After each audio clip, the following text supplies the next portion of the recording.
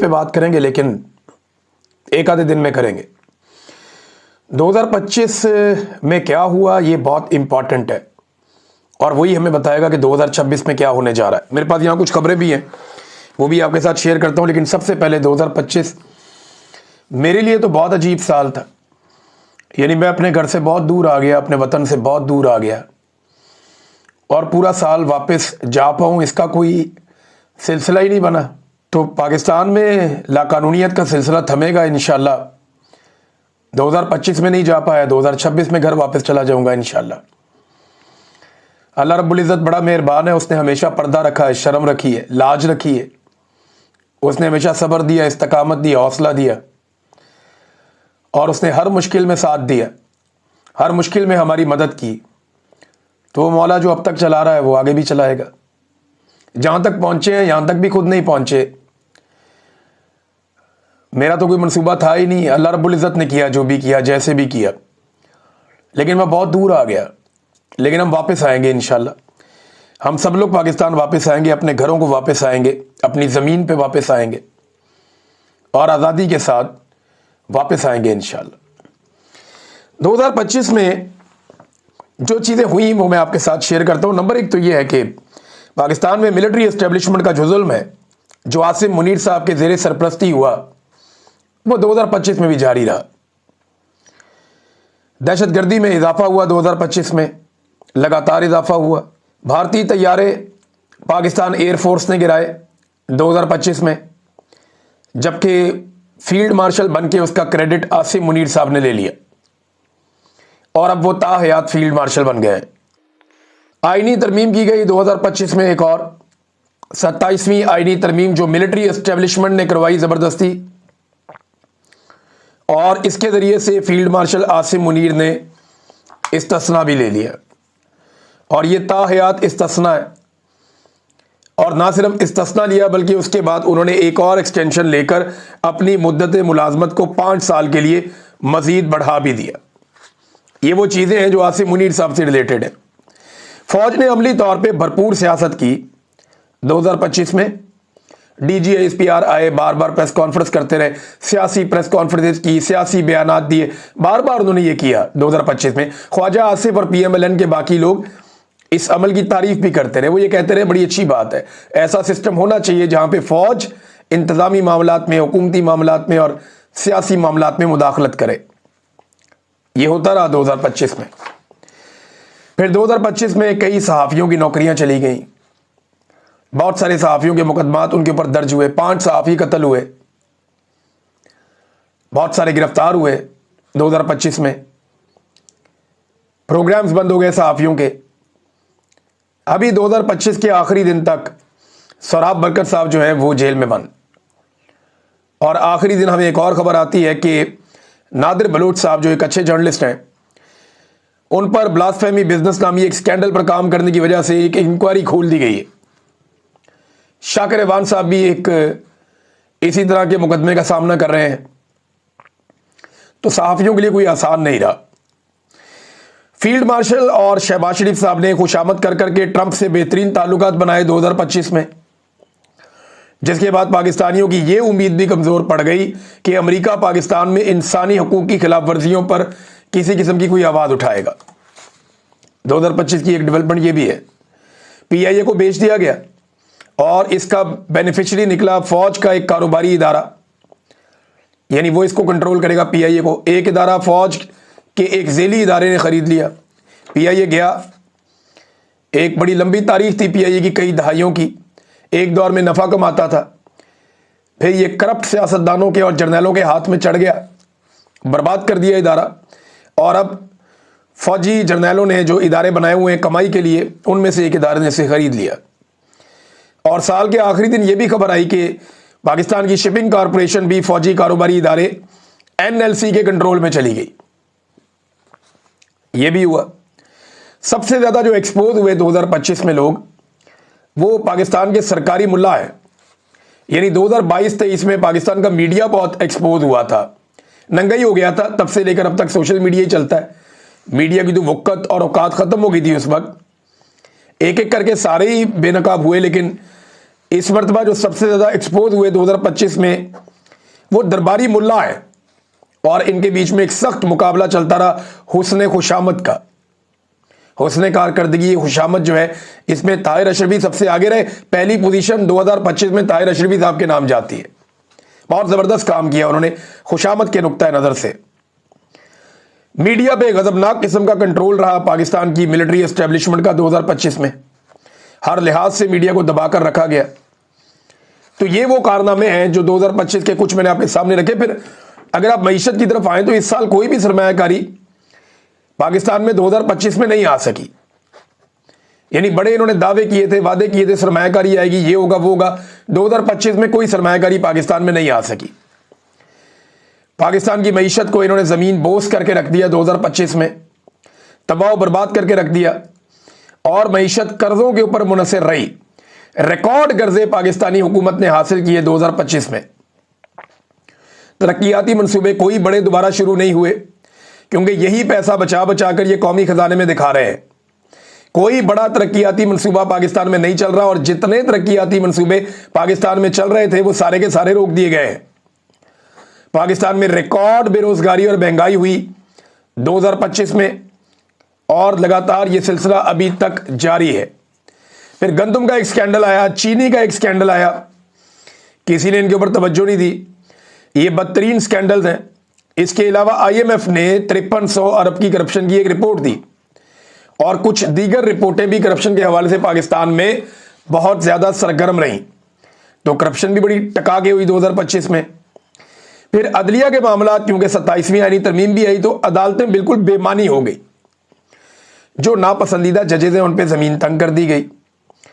यानी कई जजेज हैं वो केस ही नहीं सुन पाते, कुछ अदालतों से निकाल दिए गए, कुछ इस्तीफे देकर चले गए, और अपनी मर्जी के जजेस को लगाया गया, जजों को ट्रांसफर कर करके लाया गया। ये 2025 का एक और बड़ा कारनामा जो है वो ये भी रहा। फिर अदालतों ने इमरान खान के केसेस भी नहीं लगाए 2025 में। 8-8, 9-9 माह गुजर गए, एक साल गुजर गया। इमरान खान साहब के वो केसेस जिनकी तारीखें ही पड़ती रही, और वो केसेस अदालतों ने सुने ही नहीं। खास तौर पे लाहौर हाई कोर्ट में भी ऐसा होता रहा, लेकिन इस्लामाबाद हाई कोर्ट ने तो रिकॉर्ड कायम कर दिया। फिर अदालतों की कारकर्दगी का आप अंदाज़ा यहां से लगाएं कि फौजी अदालतों को पाकिस्तान में बाकायदा कानूनी जवाज़ दे दिया गया। ये 2025 का एक बहुत बड़ा कारनामा है। फौजी अदालतों ने सिविलियंस को ना सिर्फ सजाएं दी, बल्कि जो पाकिस्तान की आला अदालतें, उन्होंने फौजी अदालतों को जायज़ करार दे दिया कि ये सिविलियन को सजा दे दें। तो अदलिया का अमली तौर पे वजूद ख़त्म हो गया। मखसूस नशिस्तें छीन कर माले गनीमत की तरह बाकी पॉलिटिकल पार्टीज में बांट दी गई। 2025 का एक बड़ा कारनामा यह भी है। इमरान खान को बार बार 2025 में कैद तन्हाई में रखा गया।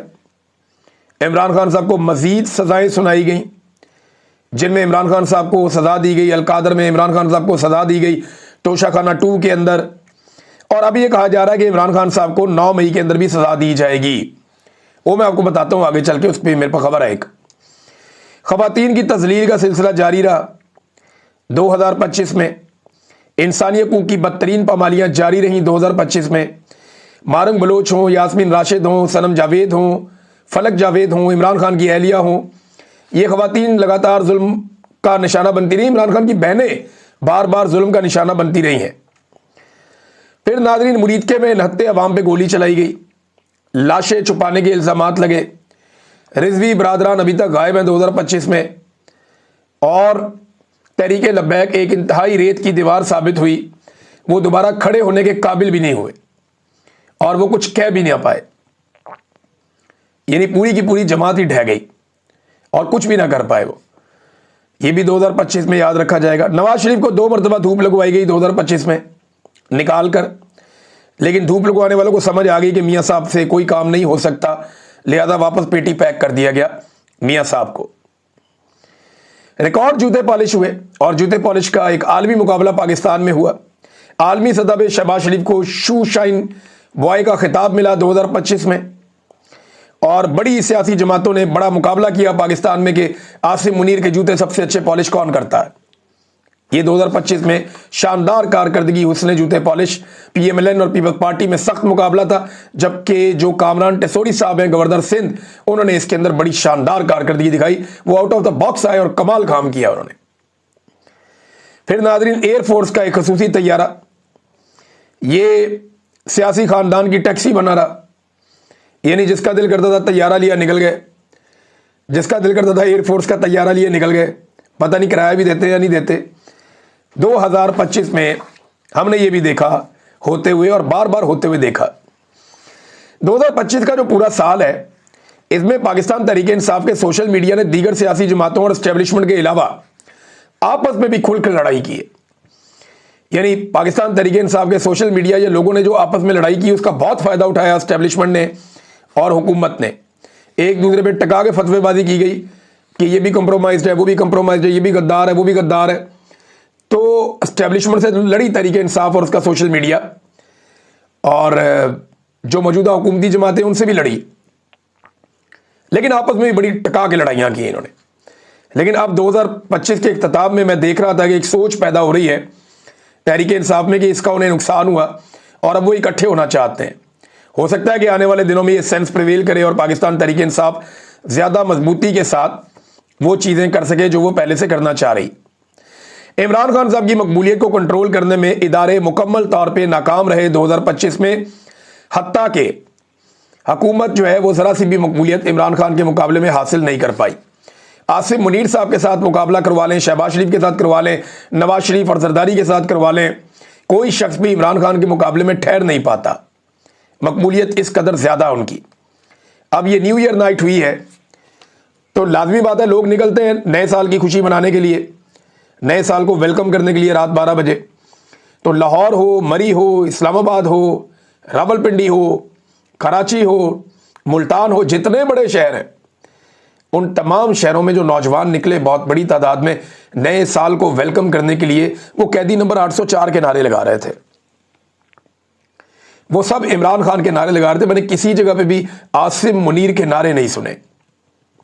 حالانکہ ان سب سے بڑا لیڈر جو ہے وہ عاصم منیر ہے۔ نواز شریف تو بیچارہ نہ 3 میں نہ 13 میں اس وقت، زرداری بھی نہ 3 میں نہ 13 میں اس وقت، وہ سارے عاصم منیر صاحب کے ہاتھ کے نیچے، ان کی چھتری کے نیچے کام کر رہے ہیں۔